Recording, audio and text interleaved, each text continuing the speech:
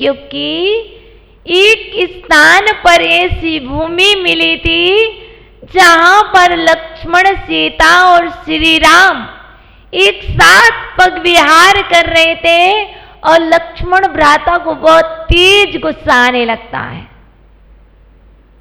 बहुत चिल्लाते हैं। और जब सीता मां ने शिकायत की तो श्री राम ने कहा, सीते एक काम करो, तुम यहाँ की भूमि की मिट्टी को उठा करके अपनी गोद में रख लो और अभी दूसरी भूमि पर चलते हैं। वहां से जैसे ही प्रस्थान किया, जैसे ही दूसरी भूमि आई, वहां की जलवायु चेंज हुई और वही अनुज भ्राता लक्ष्मण जी, भैया आप बहुत अच्छे हैं, आज से अच्छा तो इस दुनिया में कोई हो नहीं सकता और सीता मां के जैसा तो इस दुनिया में कोई हो नहीं सकता, आप ही सर्वश्रेष्ठ मनुष्य हैं। कौन बोल रहा? द्रव्य का प्रभाव, क्षेत्र का प्रभाव पड़ रहा है और वो पड़ रहा है। और वहां पर जाकर के लक्ष्मण भ्राता बहुत अच्छा बोलने लगे और श्री राम सीता मैया से कहते हैं, सीते जो अपनी गोद में मिट्टी को रखा है उसको जमीन पर डाल दो। और उस पर लक्ष्मण भैया को खड़ा किया और लक्ष्मण भ्राता कहने लगे, ऐसे भैया नहीं देखे, ऐसी भाभी नहीं देखी। बताइए किसका प्रभाव है? ये मिट्टी का प्रभाव है। ऐसे ही जब उस मिट्टी का प्रभाव इतना तीव्र हो सकता है तो बताइए उस बाहर के भोजन का प्रभाव कितना तीव्र होगा। जिस मिट्टी पर खड़े होने से लक्ष्मण भ्राता के भाव क्रोधमय हो जाते हैं और एक मिट्टी पर खड़े होने से लक्ष्मण भ्राता के भाव क्षमा भाव रूप हो जाते हैं, क्षमा के जल के जैसे हो जाते हैं। तो बताइए जिस अन्न के कण, जिस मिट्टी के कण आपके मुख से प्रवेश कर रहे हैं अशुद्ध, बताइए आपके भाव कैसे होंगे? आप कहते हो कि बेटे को गुस्सा आता है, आप कहते हो कि बहू को गुस्सा आता है, हम के गुस्से का कारण देखो क्या है। आप ये देखिए वह कहां से आ रहा है, वह किससे मिलकर के आ रहा है। अभी यह नहीं बोल रहा है मेरा लाल तो पहले बहुत अच्छा था, जैसे ही वह बड़ा हो गया तो उसकी लाल लाल आंखें हो गई, वह लाल लाल नहीं रहा, वह तो कोई और बन गया है। माँ इसमें और कुछ नहीं है, लाल तो लाल ही है। बस जो परिवर्तन आया है उस परिवर्तन को परिवर्तित कर लो, आपका लाल आपका हो जाएगा। कैसे करें हम परिवर्तन? क्योंकि परिवर्तन करने के लिए भी कुछ करना पड़ता है।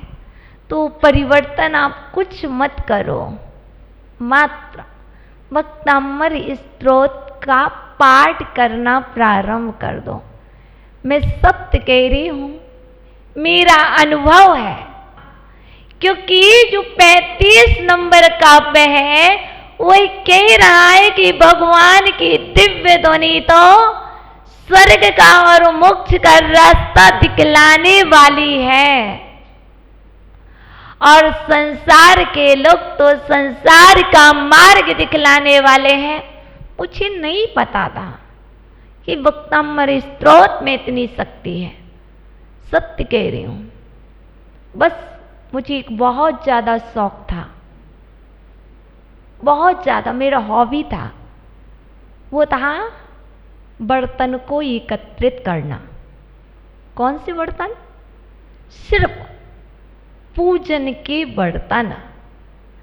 जब से जीवन में पूजन सीखी, मुझे यदि कोई कहता है कि मुझे प्रतिदिन नई गिफ्ट टॉयज चाहिए, तो मैं भी कहती हूँ मुझे प्रतिदिन जो जो बर्तन हो पूजन के, चाहे वो चांदी के हो वो चाहिए, कल सोने के चाहिए, यदि ताम्रपत्र में निकले तो मुझे वो भी चाहिए, यदि वो जर्मनी सिल्वर के निकले तो मुझे वो भी चाहिए।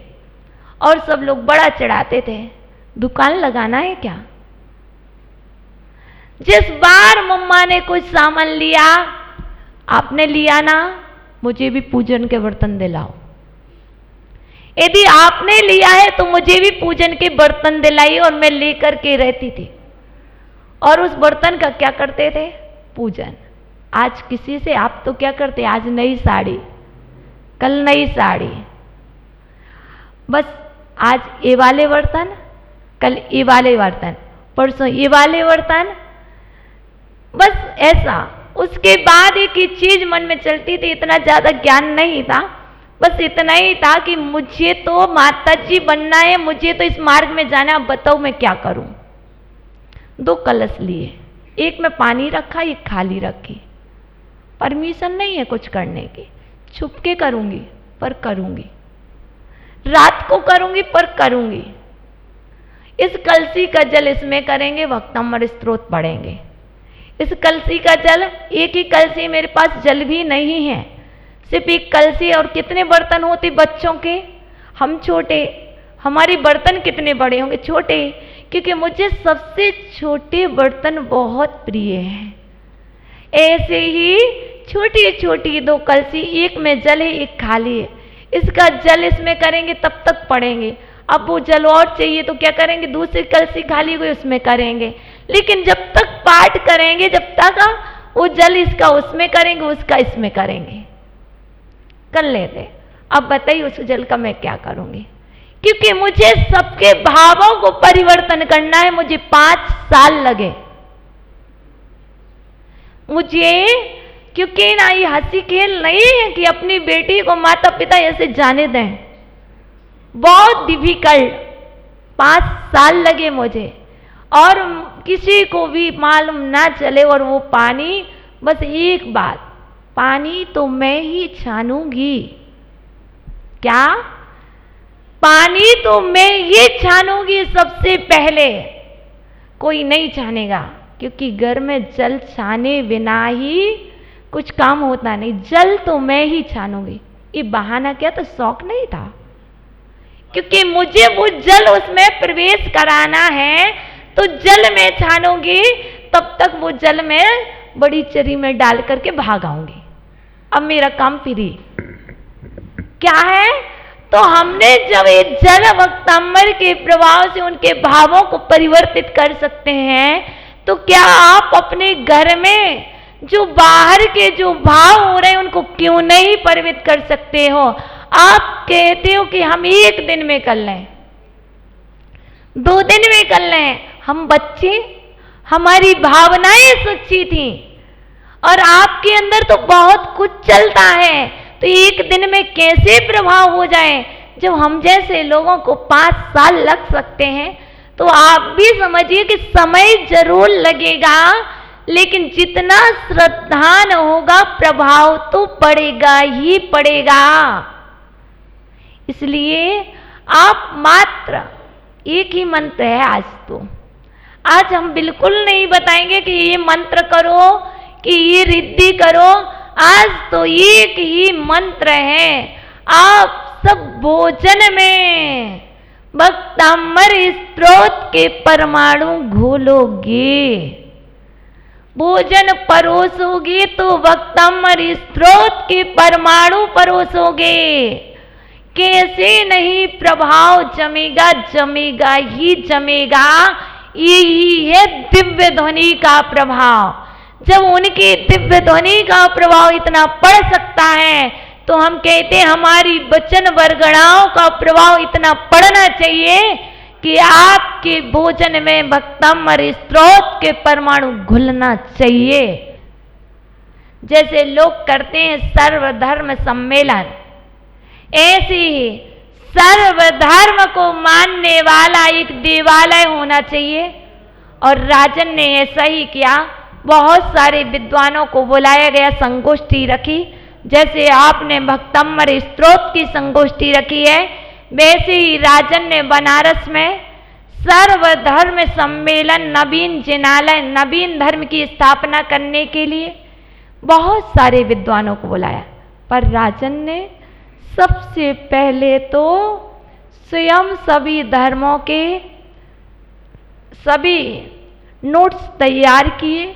उसके बाद राजन ने उस संगोष्ठी में आदेश दे दिए, निर्देश दे दिए, सर्वधर्म को मानने वाला एक नवीन जिनालय, जो इसको नहीं मानेगा उसको इस नगर से निकाल दिया जाएगा। लेकिन इसका आघात बहुत हुआ, क्योंकि नए धर्म की स्थापना करने का अधिकार सबको नहीं है। तीर्थंकरों ने, पूर्व ऋषियों ने, महापुरुषों ने जो धर्म की स्थापना की है, कोई नया धर्म स्थापित नहीं कर सकता है। लेकिन राजन ने किया, और राजन ने क्या किया, उस नवीन धर्म की स्थापना करते करते जितने भी बनारस में जिनालय थे, उन सभी जिनालयों को तोड़ा। जो नहीं मानता था उन सभी जिनालयों को तोड़ा, और उस जिनालय के स्थान पर नया मंदिर, नया धर्म का स्थापित कर दिया, नया धर्म। ऐसा बहुत किया। बहुत सारे लोग, क्योंकि जिसका श्रद्धा है वो नहीं मानेगा, वह वहां से नगर से पलायन कर गए। कुछ लोग नगर छोड़ करके चले गए, कुछ लोग मानते रहे लेकिन अंदर ही अंदर दुखी होते रहे। लेकिन राजा को सिर्फ 6 मंथ लगे। उसने कर तो दिया। 6 माह बाद राजा के लिए ऐसी बीमारी हुई, कुष्ठ रोग भी हो गया, हड्डियां भी निकल आई, बहुत ऐसी दुर्दशा हुई कि रानी सुदर्शना भी राजा भीमसेन को देख करके डरने लगी। बताइए, सबको मालूम हो गया था ये राजा ने जो ये नया धर्म स्थापित किया है, दूसरे धर्मों का जो अपमान किया है, उसका प्रतिफल है। और हुआ क्या, कुछ दिन बाद एक बहुत अच्छे से, जैसे आज बहुत सारे आचार्यगण धर्म की प्रभावना कर रहे, जगह जगह विचरण कर रहे हैं, ऐसी धर्म की प्रभावना करते हुए सच्चे धर्म की जय हो, सच्चे धर्म की जय हो, ऐसे जयकारे के नारे लगते हुए बनारस नगर में एक बुद्धि कीर्ति जी मुनिराज संग सहित पधारे। और बहुत सारे लोग बुद्धि कीर्ति जी मुनिराज के दर्शनार्थ पहुंचे। राजन भी पहुंचा। राजन वहां पर लेटा हुआ है चरणों में और बोल रहे, हे मुनीश्वर, पता नहीं ये कौन से अशुभ कर्मों का फल आया है। मैंने तो मात्र नए धर्म की स्थापना की थी। हे प्रभु, मुझे दोष मुक्त करिए, आप उपाय बताइए। मुनिराज कहते हैं, हे राजन, तुमने महापाप किया है। तुमने पाप नहीं किया, तुमने महापाप किया है, क्योंकि तुमने सभी धर्मों का अपमान किया है और तुमने मंदिरों को तोड़वाया है। इसलिए तुमने घोर महापाप किया है, जिस पाप का फल है कि आज तुम्हें कुष्ठ रोग से पीड़ित होना पड़ रहा है। ये तुम्हारी दुर्दशा है। राजन प्रिय विचारों से बैठे हैं, शांत भावों से मधुर शब्दों में कहते हैं, हे मुनीश्वर, पाप तो हो गया है, अब कोई उपाय बता दीजिए। मुनिराज कहते हैं, आप भक्तम्बर स्तोत्र का 34 नंबर और 35 नंबर काव्य का आराधना कीजिए, साधना कीजिए। और वह भीमसेन राजा ने 3 दिन तक बहुत भक्ति भाव से, अखंड रूप से भक्तम्बर स्तोत्र की युगल काव्य की आराधना की। और आराधना करके मदद करने के लिए एक चक्रेश्वरी नाम की देवी आई, जो आदिनाथ भगवान की अधिष्ठाता है।